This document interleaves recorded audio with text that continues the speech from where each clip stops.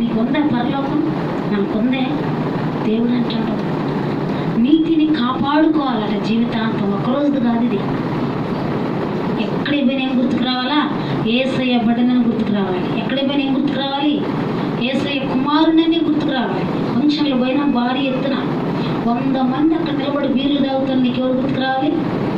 చెప్పాలి. అలా ఓపియొద్దు, నువ్వు తాగొద్దు.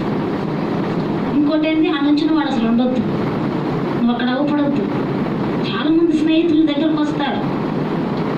బైబిల్ 2 వ్యక్తులు ఉన్నారు, అన్నదమ్ముళ్ళు.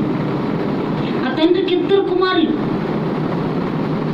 ఆ 2 కుమారులు, పెద్ద ఆయన ఏమో తండ్రి దగ్గర ఉంటాడు, చిన్న ఆయనకి ఏమొచ్చిందంటే దుర్వ్యసనాలకు అలవాటయి చెడ్డ స్నేహాలు, ఆ స్నేహంతో నడుస్తూ చిన్న ఆయన తండ్రి దగ్గర వచ్చి గొడవ పెట్టుకుంటాడు. ఏమని?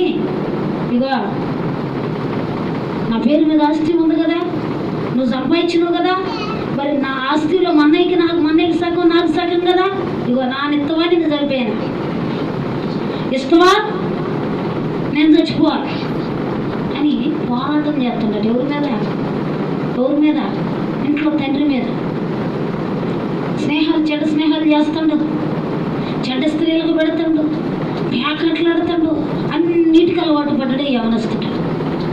పెద్ద ఆయనకి అలవాట్లు లేవు, దాంట్లో వాళ్ళ అన్నయ్యకి అలవాట్లు లేవు. ఈ చిన్న ఆయన వాళ్ళ నాన్న మీద గొడవ చేసి ఎట్లయినా వాళ్ళ తండ్రి ఏం చేసిందంటే, మీరు చచ్చిపోతాడో ఏం కదా, లేకపోతే నన్ను చంపేస్తాడో ఏమని చెప్పి ఏం చేసిందట, ఆ కుమారుడికి వచ్చే ఆస్తిని ఏం చేసిండు, ఇచ్చేసిండు. తనకి ఎంతైతే భాగం పోతుందో అంత బాగా నమ్మి ఇక బోరని ఇష్టమని ఇచ్చేసిండు. ఇక మనోడు ఆ డబ్బులు మూట కట్టుకోండు, ఇక వెళ్ళిపోయాడు.